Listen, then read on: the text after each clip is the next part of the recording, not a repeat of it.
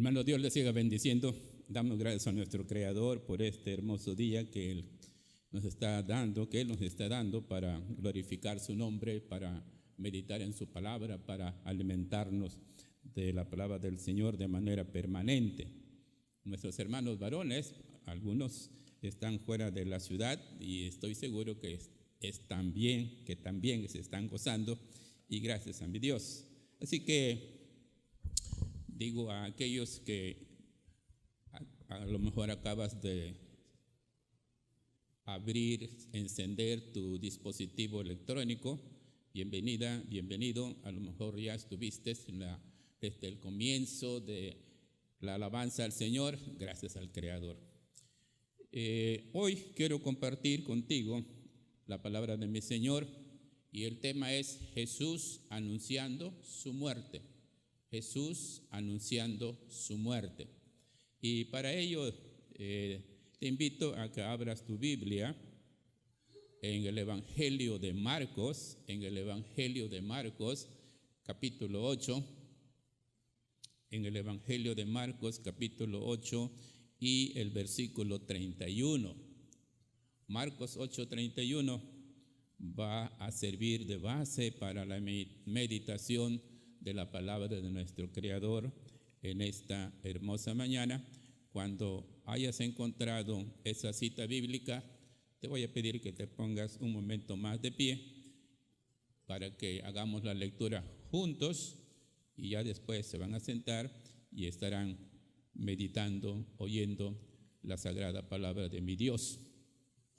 Si tienen ya el versículo 31, 8:31 del Evangelio de Marcos, y si tenemos la misma versión, entonces comencemos a leer, que dice de la siguiente manera: y comenzó a enseñarles que le era necesario al Hijo del Hombre padecer mucho y ser desechado por los ancianos, por los principales sacerdotes, por los escribas, y ser muerto y resucitar después de 3 días. Hasta ahí, amados hermanos, vamos a inclinar nuestra cabeza, vamos a cerrar nuestros ojos, vamos a orar a nuestro Señor. Gracias, mi Señor, en esta mañana, porque nos das la oportunidad de estar en tu casa. Gracias, mi Señor, en esta mañana, porque podemos reunirnos en plena libertad para adorarte, mi Creador. En algunos países les es difícil. Dejamos a los señores de Gaza, a lo mejor algún cristiano por ahí, yo te lo dejo en tus manos, que no puede reunirse ni tan siquiera para darle lectura a su tradición. Hermanos, a lo mejor que están en Rusia, judíos por cierto, que tampoco tienen esa libertad. Pero nosotros aquí contamos con esta hermosa libertad, entonces muchas gracias por esa bondad. Oramos por nuestros hermanos varones que están fuera de la ciudad. Oro por mi iglesia presente en esta ocasión. Guárdeles y sobre todo, Señor, y sobre todo que el corazón de cada uno de ellos esté abierto para recibir el mensaje de la palabra de nuestro Dios. Así que, mi Dios, pido tu dirección, pido tu ayuda, porque separados de ti nada podemos hacer. Estas cosas yo te lo ruego en el nombre precioso de Cristo Jesús. Amén y amén. Tomen asiento, por favor, amados hermanos.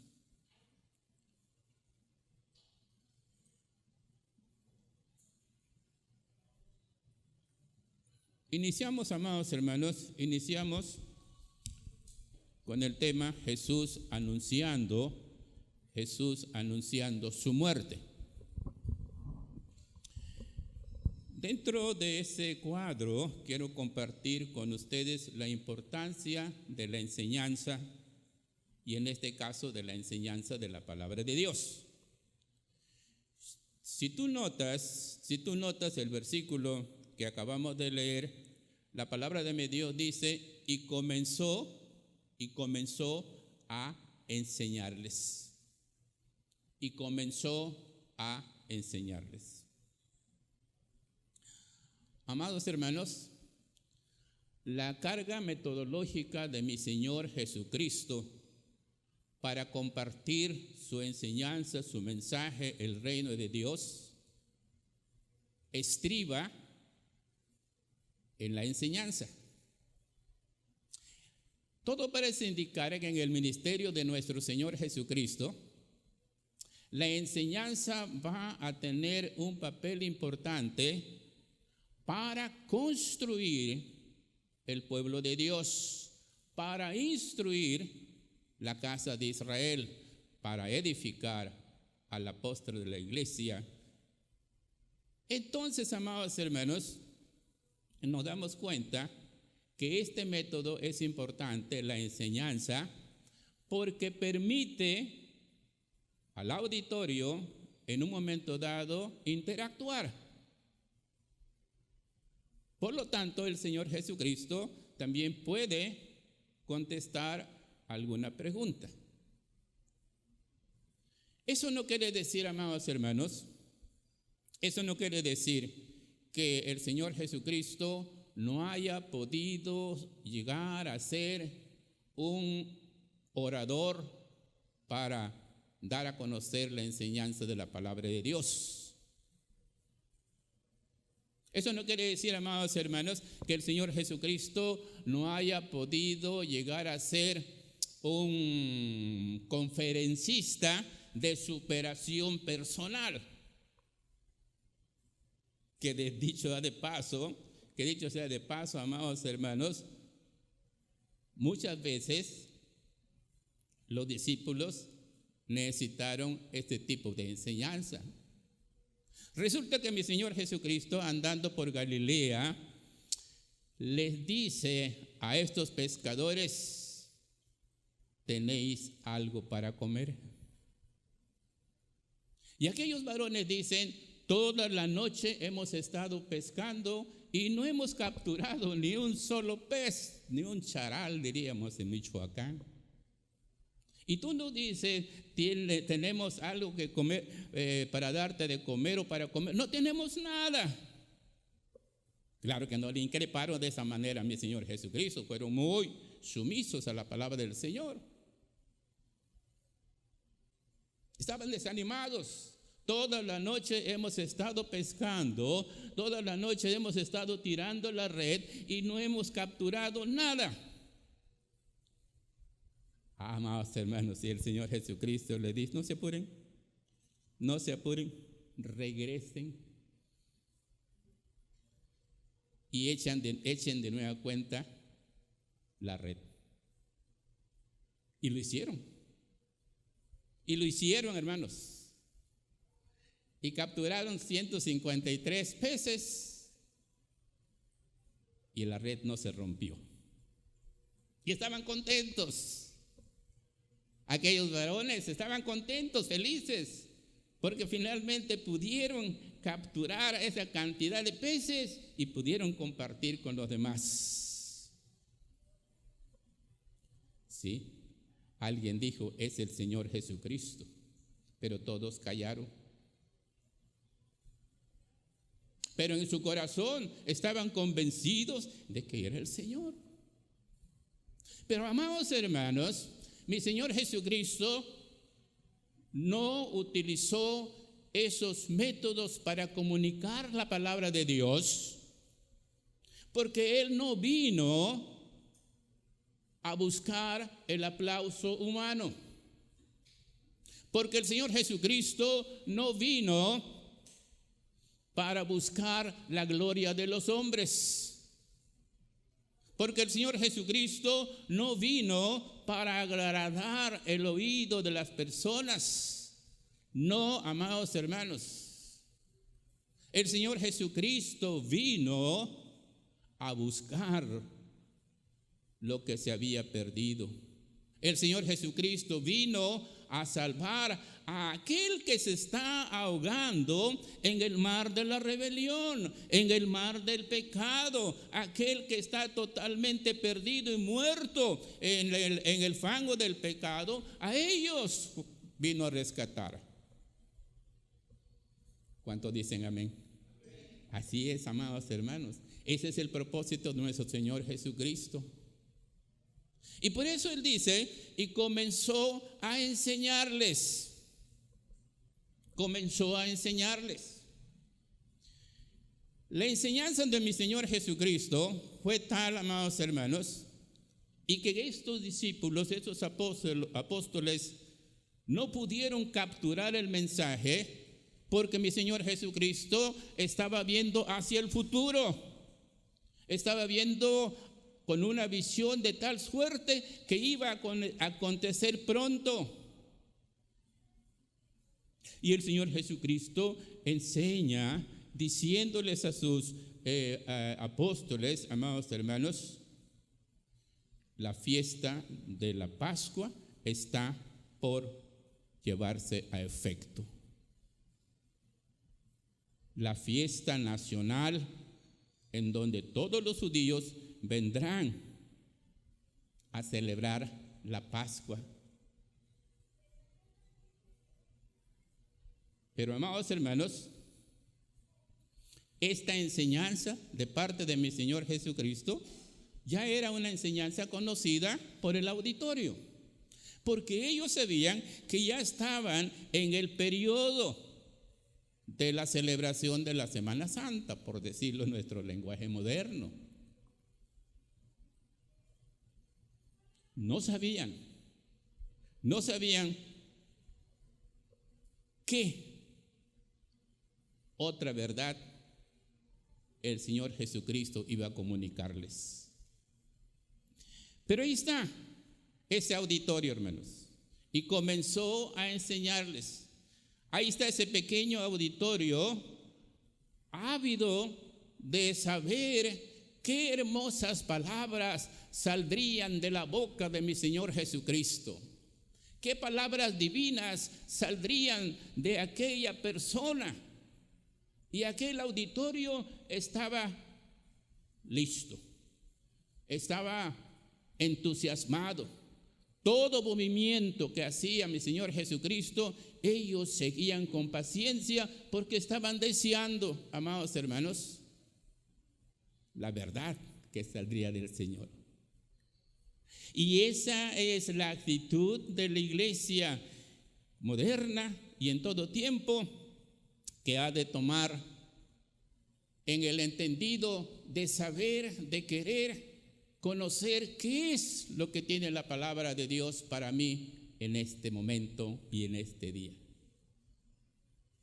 Y, amados hermanos, es esta la actitud de la iglesia que ha de tomar, y esa es la actitud que tú estás tomando como iglesia, de querer saber qué es lo que la palabra de mi Dios tiene para ti en esta mañana. Amados hermanos, la iglesia de Cristo debe desear con avidez la leche espiritual. Sí, esa leche, amados hermanos, que fortalece los huesos. Esa leche, amados hermanos, que fortalece tu sistema nervioso. Esa leche, amados hermanos, que fortalece tu corazón desde una perspectiva espiritual, obviamente. Por eso el Señor Jesucristo dijo, no solo de pan vivirá el hombre, no, sino de toda palabra que surge de la boca de Dios. Y ese debe ser, amados hermanos, el comportamiento de cada uno de nosotros, de desear con avidez la palabra del Señor para estar fortalecidos. Sí, dice la palabra de mi Dios, comenzó a enseñarles. Amados hermanos, la enseñanza de la palabra de Dios, cuando es impulsada por el Espíritu Santo, la construcción crece hermosa, ordenada, porque es el Espíritu Santo quien está construyendo tu casa. El Espíritu Santo que ha de morar en ti es la persona, amados hermanos, quien arregla esa casa. Cualquiera pieza que esté fuera de orden, que no esté en su lugar, el Espíritu Santo lo va a acomodar. El Espíritu Santo, amados hermanos, que está en ti, ha de remodelar la casa, obviamente por dentro, ha de decorar la casa, amados hermanos, de tal suerte, de tal manera que aquel edificio, aquella construcción quede como un verdadero templo para la casa del Señor. Y ese templo eres tú. Porque la palabra de Dios dice, vosotros sois templo del Espíritu Santo. Y cuando el Espíritu Santo está morando en ti, como creyente en Jesucristo, entonces, amados hermanos, te es fácil seguir las pisadas de mi Señor Jesucristo. Entonces, amados hermanos, te es fácil caminar a la casa de Dios, amados hermanos.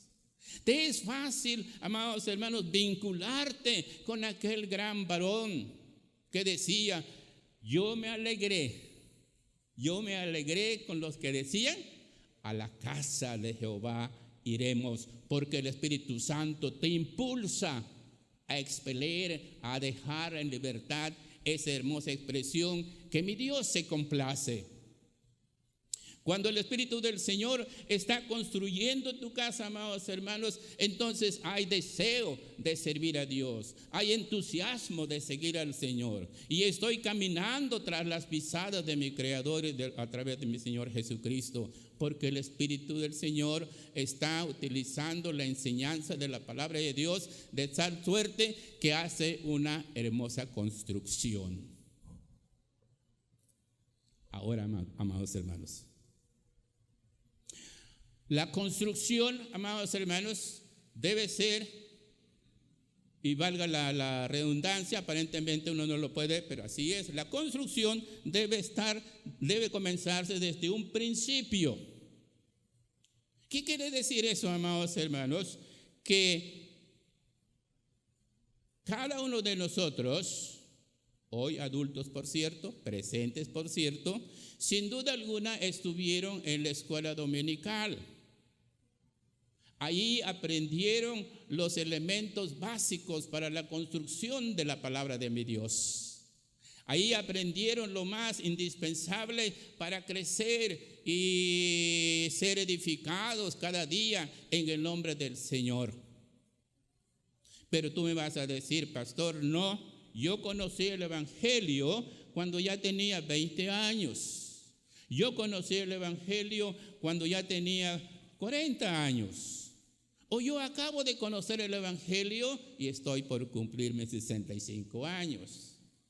Amados hermanos, de una manera u otra, desde el momento en que tú te rindes al Señor Jesucristo, desde el momento en que tú abres tu corazón al Señor Jesucristo, en ese momento tú eres una nueva criatura. Y como nueva criatura eres un bebé, espiritualmente hablando. Y como tal necesitas el alimento espiritual a ese nivel.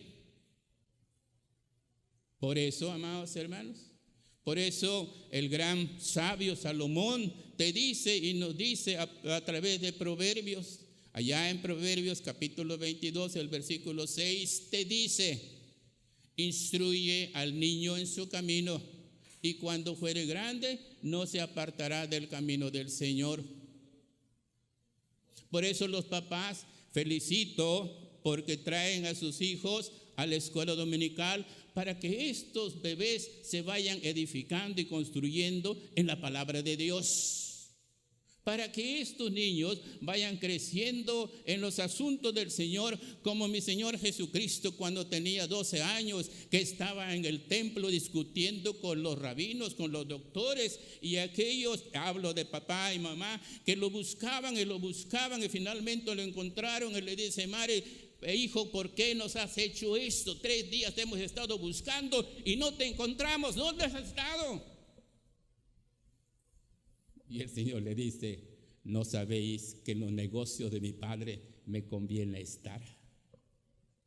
Porque mi Señor Jesucristo tenía una instrucción y una misión y una comisión a cumplir. Y por eso, amados hermanos, el varón Salomón nos dice: instruye al niño en su camino. ¿Sí? La construcción debe ser sólida. La construcción debe poner sus cimientos en la roca. En la roca, quien es Cristo, amados hermanos, no en la arena.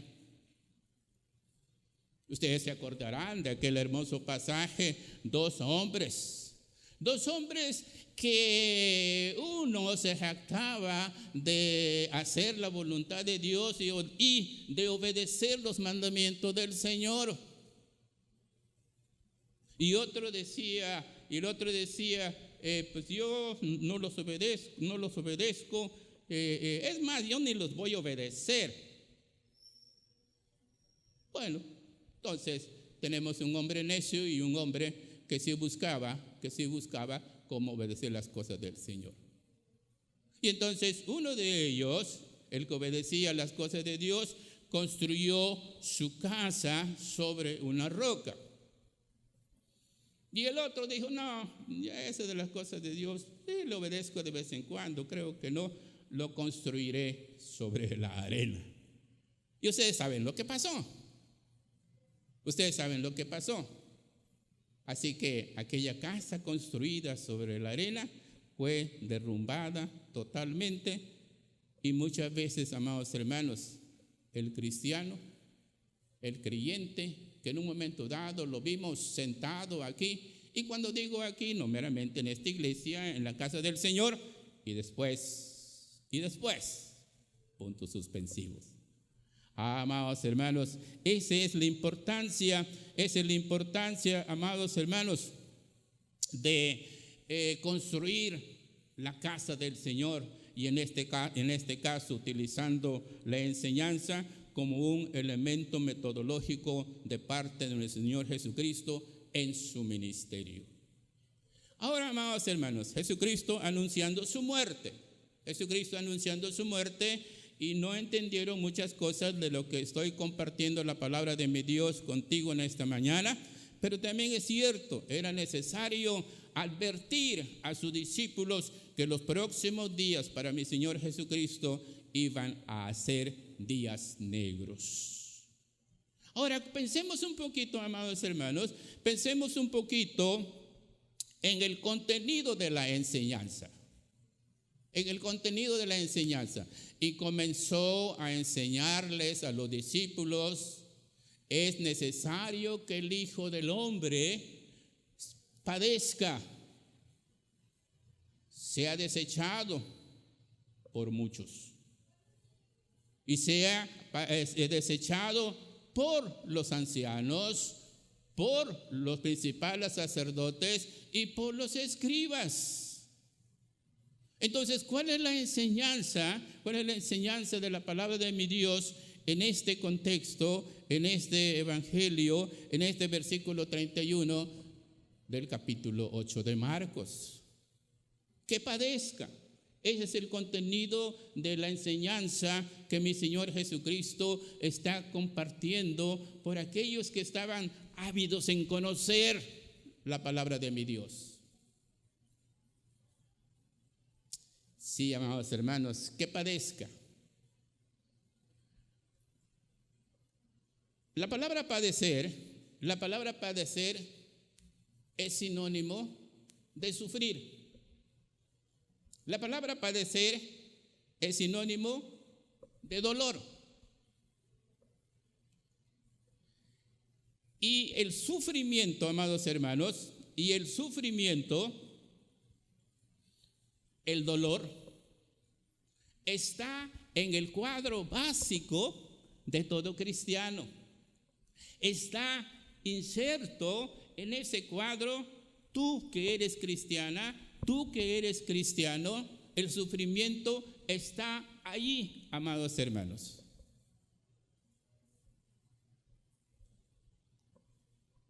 El martes, el hermano Esban hablaba del capítulo 37 de Salmos y nos dice la palabra de Dios que tengamos paciencia con los malos. Y yo diría, tengamos paciencia con las enfermedades. Amados hermanos, el creyente, el cristiano va a sufrir. Decía un teólogo danés, Kierkegaard, es que el sufrimiento es parte de la vida cristiana. Eso es lo que digo, hermanos. El sufrimiento es parte de la vida cristiana. Y a veces, amados hermanos, el dolor, el sufrimiento es estacional. A veces es permanente. Las enfermedades que vas a enfrentar muchas veces son enfermedades estacionales, o dicho de otra manera, temporales. Pero hay otras que son enfermedades permanentes, y estas, y las primeras, pero más estas, causan dolor, causan molestia, causan desagusto, amados hermanos. Pero es parte de tu vida cristiana. Y como decía la palabra, como dice la palabra del Señor en el 37 de Salmos, no tengas envidia de aquellos que hacen mal. No tengas envidia de aquellos que están sufriendo, que no son creyentes y a veces ni sufren, entre comillas, pero el Señor tiene su recompensa. Entonces, amados hermanos, cuando el Señor Jesucristo le dice, es necesario que el Hijo del Hombre padezca, es necesario que el Hijo del Hombre sufra, y el Hijo del Hombre es el Señor Jesucristo. Es necesario que el Hijo del Hombre tenga dolor. Amados hermanos, sin duda alguna, tú tienes esta enfermedad y estás sufriendo. Tú tienes esta enfermedad y tienes dolor. Tú tienes esta situación adversa y te incomodas. Es parte del cuadro básico como cristiano que eres. Ahora, amados hermanos, ¿cuál es la ventaja del creyente en relación con aquel que no es creyente? Es que nosotros los cristianos, amados hermanos, estamos en una sala y en esa sala hay muchos instrumentos los cuales nos han de servir para tomar esos instrumentos y combatir esa adversidad y combatir esa maldad. Todo pareciera indicar, amados hermanos, que el creyente en Jesucristo, como lo eres tú, está en una sala quirúrgica, en donde hay muchos instrumentos, lo suficiente, lo necesario, lo adecuado, para que el médico en un momento dado pueda ejecutar una operación, pueda llevar a efecto una cirugía. Y el médico va a tomar este instrumento, este otro instrumento para llevar a cabo y a efecto su comisión. Y el creyente en Jesucristo, amados hermanos, tú como creyente en Jesucristo tienes precisamente a la mano los instrumentos necesarios para combatir las adversidades de la vida. ¿Sí? ¿Qué es lo que tienes que hacer? Lo que tienes que hacer es vestirte de la armadura de Dios. Sí, amados hermanos, tomar el yelmo de la salvación, tomar el escudo de la fe. Amados hermanos, tomar la espada del Espíritu Santo, la espada que es la palabra de Dios, es la palabra del Señor. Y más todavía, amados hermanos, la oración. Esa es la ventaja. tú como cristiana, tú como cristiano, tú como creyente, de que puedes tomar esos instrumentos para combatir las adversidades en el día malo y estar firme. Ahora, amados hermanos, el Señor Jesucristo le dice: es necesario que el Hijo del Hombre padezca. El Señor Jesucristo anunciando su muerte. Mi Señor Jesucristo, amados hermanos, no quiso, no es que no haya tenido oportunidad, no quiso vestirse de esa armadura de su Padre. No quiso ponerse esa armadura que su Padre le estaba ofreciendo, y en este momento no le estaba ofreciendo. Por eso dijo mi Señor Jesucristo: ¿por qué me has abandonado?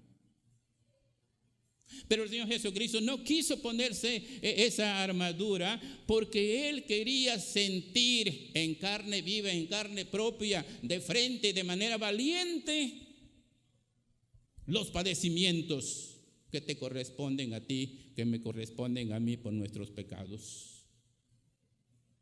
El Señor Jesucristo quería sufrir en su cuerpo, amados hermanos, esas adversidades a causa del pecado, a causa de la rebelión que el hombre comete delante de Dios.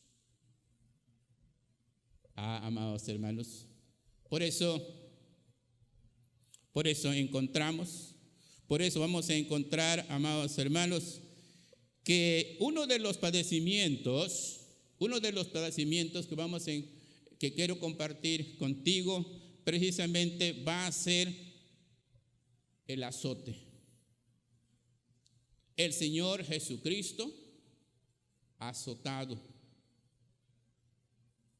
Ahora, la persona que iba a ser, o que va a ser, mejor dicho, la persona que va a ser azotada es porque ha cometido un delito. Ha cometido algo en contra de la ley, y el azote es apenas el preámbulo de un proceso que a la postre va a llegar a la muerte. Cuando tú abres tu Biblia en Deuteronomio 25:3, vas a encontrar, amados hermanos, que ahí se le debe de proporcionar, se le debe de aplicar, es la palabra más adecuada, 40 latigazos, 40 azotes. Así estaba establecido en la ley. Así la ley lo marca, amados hermanos. A veces le quitaban uno, en lugar de 40, 39. Pero para el caso es el mismo. También es cierto que los judíos hicieron algunas cosas, algunos ajustes. Por ejemplo, el látigo tenía que tener 3, o mejor dicho, utilizaron un dispositivo con 3 cuerdas, y así solamente recibía 13 azotes el individuo.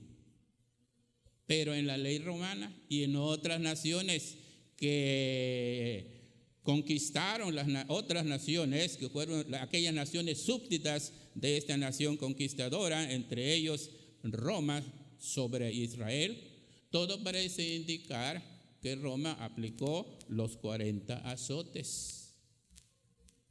Y esos latigazos, amados hermanos, que el Señor Jesucristo estaba recibiendo, laceraba su cuerpo, hería el cuerpo de mi Señor Jesucristo, y manaba sangre, salía sangre, amados hermanos. Sí, porque al final de ese látigo terminaba con un dispositivo punzo constante que hacía que el cuerpo fuera herido, lacerado a consecuencia de esos latigazos tan tremendos, amados hermanos. Es importante pensar entonces que nuestro Señor Jesucristo, amados hermanos, estaba sufriendo tal cosa. Porque la palabra del Señor dice que Él fue herido por nuestros pecados. Él fue herido por nuestras rebeliones. El castigo de nuestra paz iba a estar en nosotros a través del Señor Jesucristo. Y por eso lo estaba haciendo. Por eso, amados hermanos, lo más triste del asunto es que el Señor Jesucristo estaba sufriendo ese padecimiento de azote de manera injusta. De manera injusta, amados hermanos. Ahora, ¿quién merecía esos azotes? Y probablemente se lo hayan dado. Y eso sí lo mereció. Barrabás, amados hermanos. Barrabás había robado. Barrabás había matado. Barrabás había desestabilizado Judea. Él sí, amados hermanos, homicida, iracundo, revoltoso. Los azotes eran para él. Pero nuestro Señor Jesucristo no cometió ninguna de estas cosas que estoy mencionando. Por eso estoy diciendo que la palabra del Señor nos está dando a conocer injustamente el padecimiento de nuestro Señor Jesucristo. Pero lo estaba haciendo por ti, lo estaba haciendo por mí, lo estaba haciendo en amor, como dijo aquel varón de Dios. Siendo yo pecador, te humillaste, Dios, por mí, por su grande amor. Por eso, amados hermanos, por eso el Señor estaba sufriendo injustamente. Pero todo lo hizo por amor para cada uno de nosotros. Qué inmenso amor, amados hermanos, qué gran amor el Señor ha compartido y seguirá compartiendo con cada uno de nosotros, porque así Él lo ha determinado, amados hermanos. También es cierto, amados hermanos,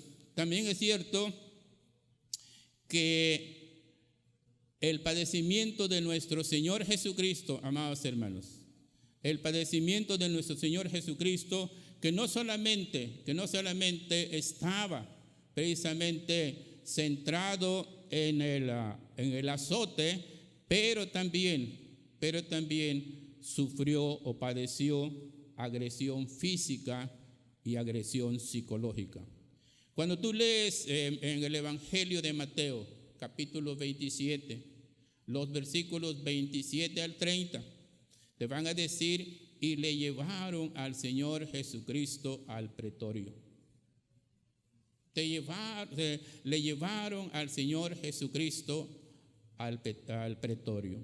Ahora, ¿qué era el pretorio, amados hermanos? El pretorio era un cuarto, por decirlo de esa manera, una sala adicional al templo, pero esta sala no podían entrar los judíos.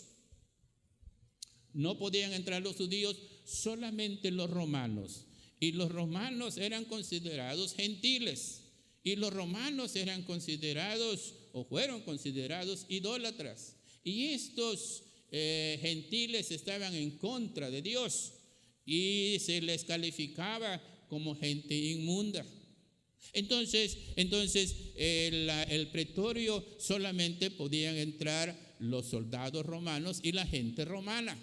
Sin embargo, hermanos, hubo una violación en ese sentido de la ley mosaica, porque también entraron unos que otros judíos enemigos del Señor Jesucristo. Y este padecimiento, amados hermanos, es un padecimiento físico y psicológico. Sí, cuando llegaron al pretorio, le quitaron la túnica blanca de nuestro Señor Jesucristo y le pusieron una túnica escarlata. Y la túnica escarlata es símbolo de muerte.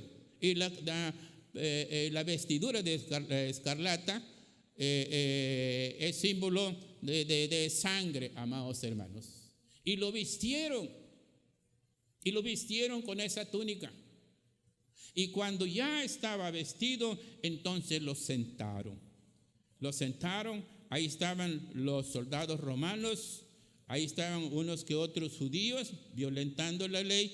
Pero entonces, amados hermanos, estos gentiles agarraron la corona tejida de espinas y le colocaron en la cabeza de nuestro Señor Jesucristo con odio, con envidia, con saña. Y las mejillas del Señor Jesucristo empezaron a ver cómo la sangre corría, amados hermanos. ¿Sí? La sangre, amados hermanos, importante por cierto, porque si tú lees el capítulo 17 de Levítico 17:11, en Levítico 17:11 te va a decir que la sangre de los corderos era derramada sobre el altar de holocausto, porque Dios dijo, has de derramar la sangre sobre el altar del holocausto, porque la sangre es expiación por vuestra alma. Es expiación por vuestra alma. Entonces corría la sangre, amados hermanos, y le pusieron esa corona tejida de espinas, y además le dieron el cetro. Le dieron el cetro, que simboliza autoridad. Y el Señor Jesucristo, acuérdense que estamos diciendo, está anunciando su muerte y enseñándoles dijo: es necesario que el Hijo del Hombre padezca y sea desechado por muchos. Y aquí, amados hermanos, está padeciendo porque se le está colocando esa corona, se le está dando ese bastón de mando, pero era en son de burla. Tú que decías que eras el rey.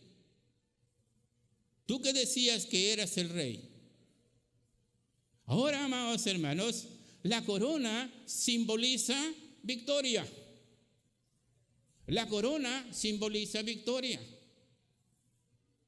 Triunfo. Y el cetro simboliza autoridad. El cetro simboliza capacidad para ordenar, y que esa orden se ha de cumplir al pie de la letra. Y, amados hermanos, en este momento el Señor Jesucristo está padeciendo con la puesta de esa corona, como quien dice: tú que dices que eres rey, ahora manifiéstate como tal. Y, amados hermanos, nuestro Señor Jesucristo es victoria.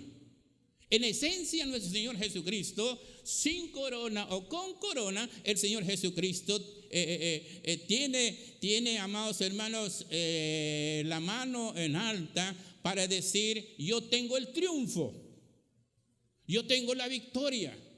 Y si tú eres de Cristo, tienes el triunfo. Y si tú eres de Cristo, tienes la victoria. Porque Cristo es victoria, porque Cristo es triunfo, amados hermanos. Con corona o sin corona, Jesucristo es Rey. ¿Cuántos dicen amén? Así es, amados hermanos. Pero aquellos estaban maltratándole físicamente, porque decían: tú que eres rey, tú que eres que tienes autoridad, entonces muéstranos tu autoridad. Pero el Señor Jesucristo no vino a complacer de nueva cuenta la voluntad del hombre. El Señor Jesucristo vino a complacer la voluntad de su Padre y Padre nuestro por adopción, amados hermanos. Sí, amados hermanos, el Señor Jesucristo sufriendo físicamente y de manera psicológica por lo que acabo de decir. Pero, amados hermanos, no solamente estuvo ahí ante sus adversarios siendo maltratado. Tenemos un tercer padecimiento. Entonces, dentro del cuadro de padecimiento tenemos padecimiento de azote. Dentro del cuadro de padecimiento tenemos el padecimiento físico-psicológico. Y en este último, amados hermanos, hay un padecimiento de escarnio. Escarnecer significa burlarse. El Señor Jesucristo le pusieron esa corona, le dieron ese cetro para burlarse de mi Señor Jesucristo. Porque no contentos con eso, los gentiles, no contentos con tenerlo así a mi Señor Jesucristo. Y lo interesante del caso es que mi Señor estaba padeciendo y sufriendo sin increpar a nadie. Y por justa razón. Como oveja fue llevado al matadero y delante de sus trasquiladores enmudeció y no abrió su boca. Y amados hermanos, al Señor Jesucristo, como tercer punto dentro del cuadro de padecimiento, es escarnecido. ¿En qué sentido es escarnecido? Porque le ponen una venda, le ponen una franela, valga la expresión, y le tapan los ojos. Pero no vayan a creer ustedes que iba a romper una piñata como fiesta. No, amados hermanos. Sino que le pegaban de bofetadas al derecho y al revés, y entonces le quitaban aquella venda y le decían: si eres profeta, si eres hijo de Dios, adivina quién te pegó. Así lo decían, burla. Y obviamente el Señor Jesucristo, como dije hace un momento, no lo iba a hacer. Pudo haberlo hecho, pero no vino a cubrir ni a cumplir voluntades humanas. Y no solamente con eso, como el Señor Jesucristo no le contestaba y ellos querían una respuesta, pero no enmudeció y no abrió su boca, entonces con el mismo cetro, amados hermanos, con esa vara le pegaban en la cabeza. Le han pegado ustedes con un pequeño barrote, una pequeña leña, por decirlo de esa manera, a un cántaro, y como que retacha. Pues así, amados hermanos, retachaba aquel cetro, aquella vara, en la cabeza del Señor Jesucristo. Se burlaban de él. Padecimiento. Se escarnecían de él, o hacían escarnio de él en virtud de lo que estoy diciendo, amados hermanos. Amados hermanos, todo este padecimiento lo hizo por amor a vosotros, por amor a ti, porque ese es el castigo que te correspondía, porque ese es el castigo que debiste haber aceptado, que debiste haber llevado en tu cuerpo por la contaminación a causa del pecado, por el pecado en sí mismo. Eso es, amados hermanos, lo que el individuo necesitaba. Pero Cristo murió por ti. Cristo me sustituyó, y por eso hoy podemos decir: gloria al Señor, estoy libre de pecado. Ahora, amados hermanos, es importante pensar que una vez que fue escarnecido, y tú lo puedes leer allá en Mateo 27:31. En Mateo 27:31 vas a encontrar que después de que le hubieran escarnecido, maltratado, azotado, y todavía Pilato dijo: ¿Qué quieren que haga con este? Ningún mal ha hecho. Y la multitud gritaba y decía, crucifícale, crucifícale. Pero no encuentro alguna situación adversa que valga la pena a que tenga que matarlo. Y entonces la multitud dijo, si no haces lo que te estamos pidiendo, no eres amigo de César. ¿Y qué hago entonces? Que sea crucificado. Y en aquel tiempo, amados hermanos, en ese tiempo hablo de los 7 días de fiesta, la fiesta de la Pascua. Se acostumbraba por tradición. Hablamos el domingo pasado, el predicador que estaba aquí habló de la tradición. Por tradición se liberaba a un homicida. Y entonces dijo, si suelto a este que no encuentro culpa alguna, ¿a quién entonces debo soltar? Y todos dijeron, a Barrabás. Sí, pero como dije hace un momento, Barrabás es un iracundo, Barrabás es un homicida, Barrabás es un revoltoso. Pero ellos dijeron, preferimos que nos suelte a ese revoltoso, a ese homicida, a que nos suelte este que se llama Jesús. Amados hermanos, qué interesante en la vida actual. Cuando tú compartes el evangelio, dice, a mí me gustan las botellas, a mí me gusta el licor, a mí déjame con eso, yo no quiero cambiar mi vida. Pues no quieres cambiar tu vida. Pero el deseo de Dios, amados hermanos, el deseo de Dios es que aquel también logre encontrar el camino de mi Señor. Entonces, amados hermanos, una vez azotado, una vez cumplida las circunstancias y el protocolo adecuado, entonces lo mandaron a la muerte. Por eso, en el segundo punto, Jesucristo anuncia su muerte. Ya no voy a avanzar mucho porque ya el tiempo me está también indicando, pero por lo menos avanzo en esta segunda parte, hermanos. El Señor Jesucristo anuncia su muerte. Ahora, amados hermanos, la muerte es la separación física de un ser querido. La muerte es la separación física de un ser querido.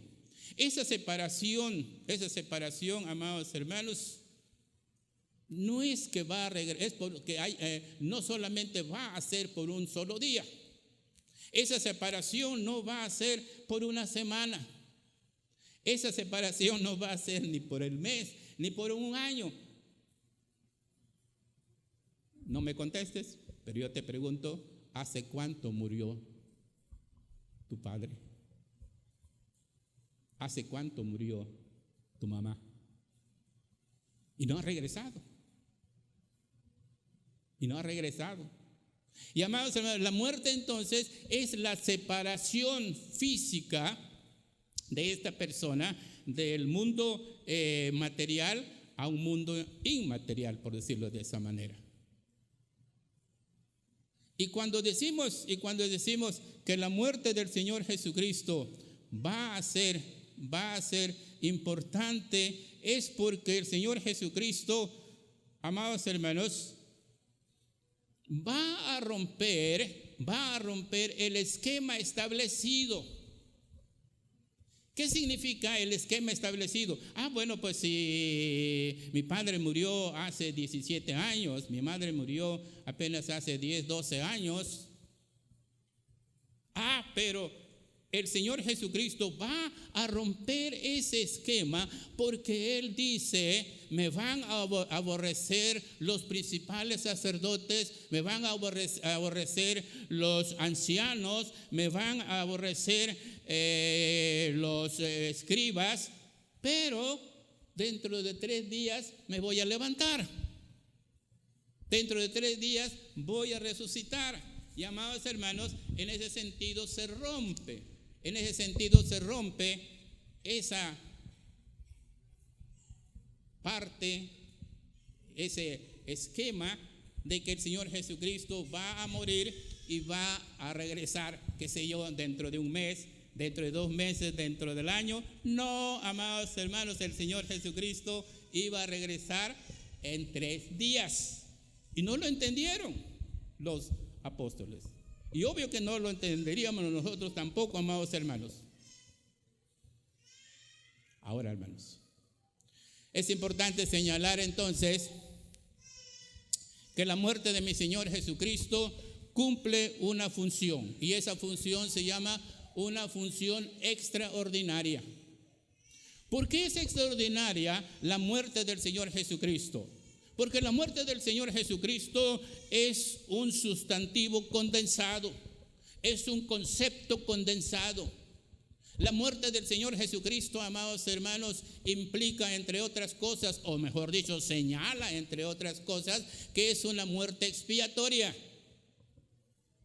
¿Y qué significa una muerte expiatoria? Que con la muerte del Señor Jesucristo quita el pecado de aquel que confiesa que sus pecados deben ser perdonados, de aquel que dice, creo que Jesucristo es el verdadero Hijo de Dios. Y cuando la persona toma esa actitud, sus pecados son perdonados, sus pecados son quitados. Y por eso estoy diciendo que la muerte de mi Señor Jesucristo es expiatoria, porque quita el pecado, amados hermanos.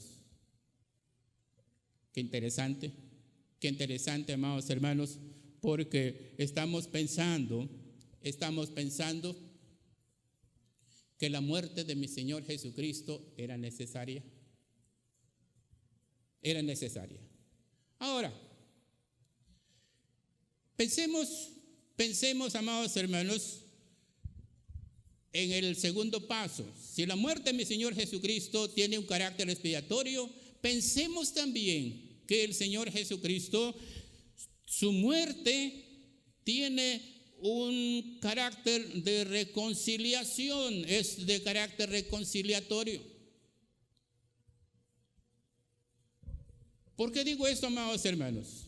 Porque ha habido, a través de la historia de la palabra de Dios, una dualidad en donde esa dualidad en ningún momento llegan a acercarse para buscar una reconciliación, sino como que si fueran 2 alambres electrónicos o de electricidad, uno positivo y otro negativo. ¿Y de qué estará hablando el pastor cuando digo esto? Amados hermanos, resulta que cuando mi Señor Jesucristo va a Galilea, pasa por Samaria.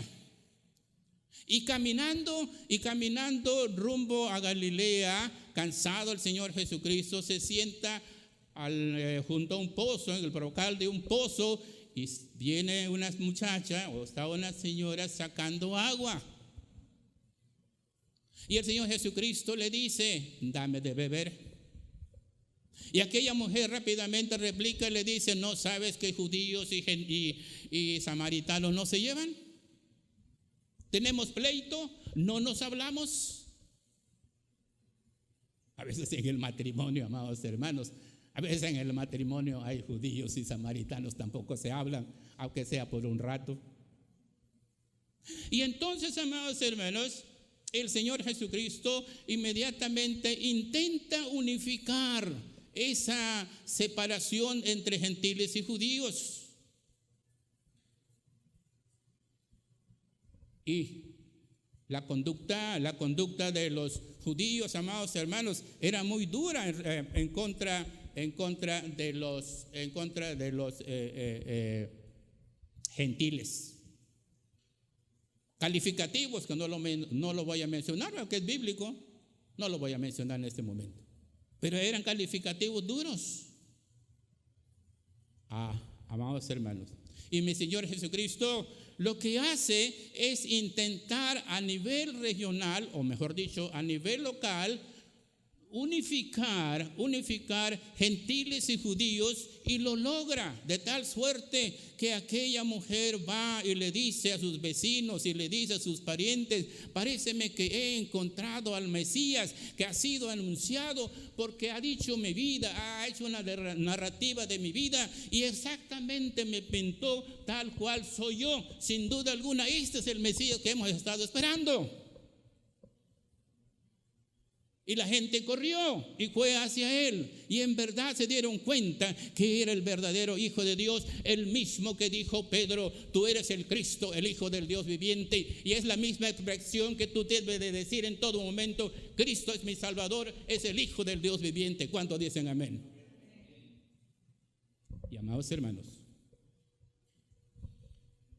la gente vino y dijo la gente: ya no iremos por tu testimonio, sino ahora porque nos nace, porque sale de nosotros conocer quién es el Mesías.